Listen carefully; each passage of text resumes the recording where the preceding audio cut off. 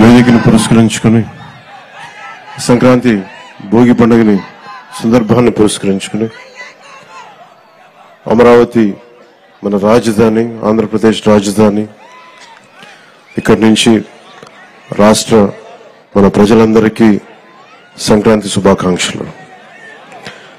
ఈ వేదిక పైన ఉన్న పెద్దలు,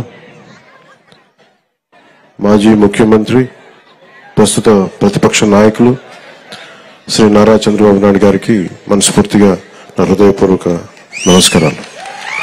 ఈ వేదిక పైన ఉన్న తెలుగుదేశం నాయకులకి, పెద్దలకి, జనసేన నాయకులకి, ప్రతి ఒక్కరికి పేరు పేరున హృదయపూర్వక నమస్కారాలు, సంక్రాంతి శుభాకాంక్షలు.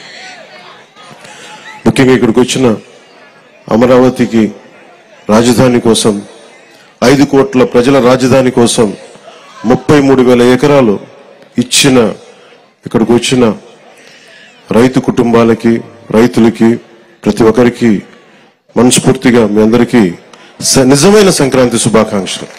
గత 4 సంవత్సరాలుగా ఈ రాష్ట్రానికి పీడ పట్టింది. ఆ పీడ తొలగిపోయే టైం అయింది.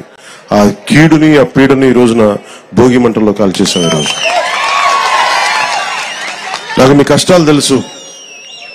ఆ రోజున మన పార్టీ ఆఫీసుకు కూడా మీరు వచ్చి మీ మీద దాడి జరిగి చాలా అనుచితంగా, దారుణంగా మిమ్మల్ని లాఠీలతో కొట్టి రైతాంగాన్ని చాలా చాలా బాధ గురిచేసి నాకు కలిచివేస్తుంది.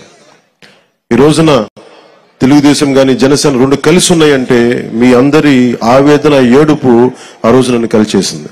మీ ఆకాంక్షల కోసం ఇందాక మాట్లాడుతూ ఉండగా, తల్లి ఎకరం ఇచ్చానన్నా, నేను ఉన్న ఎకరం కూడా పోగొట్టుకుని ఆడబిడ్డలను పెంచుకుంటా ఉన్నానంటే ఆ ఆడబిడ్డకి, ఆ అక్కకి, ఆ చెల్లికి నేను మాటిస్తున్నాను, అమ్మ మేము ఉన్నాం, మీరు ఇచ్చిన ఈ త్యాగం మేము మర్చిపోం.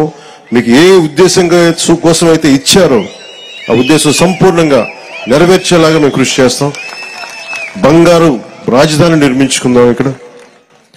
అలాగే మనం ప్రతిసారి, నేను ఒక్కటే కోరుకున్నా, ప్రతిసారి అదే సభాముఖంగా కూడా ఈ రోజున అదే మాట చెప్తా ఉన్నాను. ప్రతిసారి మీరు జై అమరావతి అన్నప్పుడల్లా ఒకటి గుర్తుపెట్టుకుని, మీరు ఆంధ్ర కోసం, మీరు 5 కోట్ల మంది ప్రజల కోసం మీరు ఈ రోజున రాజధాని ఇచ్చారు. జై అమరావతితో పాటు జై ఆంధ్ర నినాదాన్ని కూడా మీరు తీసుకెళ్లాల్సింది. ఎందుకంటే మీరు అన్నప్పుడల్లా మీరు ప్రజలకు తెలుస్తూ ఉంటుంది మీరు చేసిన త్యాగాలు. కేవలం జై అమరావతి, జై అమరావతి అంటే ప్రజలకి, 5 కోట్ల మంది ప్రజలకి అర్థం కావట్లా. కేవలం అది అమరావతి సమస్య అనుకున్నారు. ఇది అమరావతి సమస్య కాదు, 5 కోట్ల మంది ప్రజల సమస్య. ఈ రోజున మీకు వచ్చిన కష్టం రేపు పొద్దున్న శ్రీకాకుళం, ఇచ్చాపురంలో వస్తుంది. అటుపోతే మనకి ఇంక్లూడింగ్ కడపలోని పులివెందులో కూడా వస్తుంది. అందుకని ఇది రైతు అని యువజన శ్రామిక రైతు కాంగ్రెస్ అని పెట్టుకున్నారు, కానీ రైతుకి ఏమాత్రం న్యాయం చేయని ఈ వైఎస్ఆర్సీపీ పార్టీ ముందుగా మీకు ద్రోహం చేశారు. భవన నిర్మాణ కార్మికులకి ద్రోహం చేశారు. ఉద్యోగులకి సరైన డిఎస్సి రిక్రూట్మెంట్ ఇవ్వకుండా మనకి డిఎస్సి రిక్రూట్మెంట్ ఇవ్వలేదు. కానిస్టేబుల్స్కి కనీసం సరైన ఉద్యోగ అవకాశాలు లేవు. ఏ విధంగా చూసినా ఉపాధి అవకాశాలు లేవు. వీటన్నిటినీ కలిచివేసింది. ముఖ్యంగా మీరు గుర్తుపెట్టుకోవాల్సింది, ఆ రోజున మీకు కౌలు రావట్లేదు అంటే ఆ రోజున జనసేన మీకోసం ముందుకొచ్చి మీకు కౌలు పడేలా మీ తరపున మేము పోరాటం చేశాం. మీకోసం ఆ రోజున కంచెలన్నీ వేస్తే, ఆ రోజున ఆడపడుచులు ఏడ్చి వేదనతోటి ఆ రోజు వస్తే, ముళ్ళ కంచెలు వేస్తే మేము మీకోసం దాటి ముందుకొచ్చాం. ఈ రోజు కూడా అదే, ఏదైతే తెలుగుదేశం జనసేన కలవకూడదు, విడిపోయే పోటీ చేయాలి, విడిపోయి పోటీ చేసి ఇంకొకసారి వైఎస్ఆర్సీపీ వస్తే, ఇంకొకసారి కనుక వైఎస్ఆర్సీపీ పార్టీ ఆంధ్రప్రదేశ్కి వస్తే ఇంకా మనం మర్చిపోవచ్చు దీని భవిష్యత్తు. చీకటి భవిష్యత్తు ఇది. ఆ చీకటి భవిష్యత్తు ఉండకూడదు, వెలుగు నింపాలి.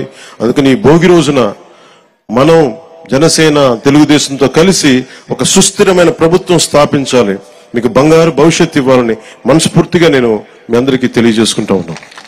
అలాగే జనసేన రైతులకి అండగా నిలబడే పార్టీ. ముఖ్యంగా కౌలు రైతులకి మేము స్వయంగా పార్టీ తరపు నుంచి ఇంతమందికి మేము స్వయాన ₹1,00,000 చొప్పున అందరికీ అందజేశాం.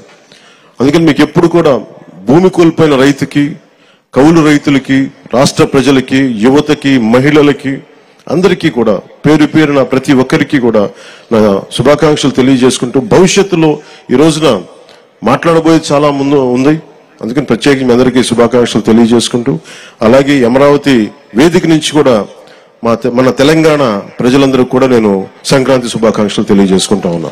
తెలుగు ప్రజలు ఎక్కడున్నా, విదేశాల్లో ఉన్నా, కర్ణాటకలో ఉన్నా, తమిళనాడులో ఉన్న తెలుగు ప్రజలందరికీ, భారతదేశ ప్రజలందరికీ మన అమరావతి కేంద్రం, మన రాజధాని నుంచి వారందరికీ సంక్రాంతి శుభాకాంక్షలు తెలియజేసుకుంటూ, వచ్చే సంవత్సరం జనసేన తెలుగుదేశం ప్రభుత్వంతో అద్భుతంగా మనందరం ఇక్కడ సంక్రాంతి జరుపుకుందామని తెలియజేసుకుంటాం.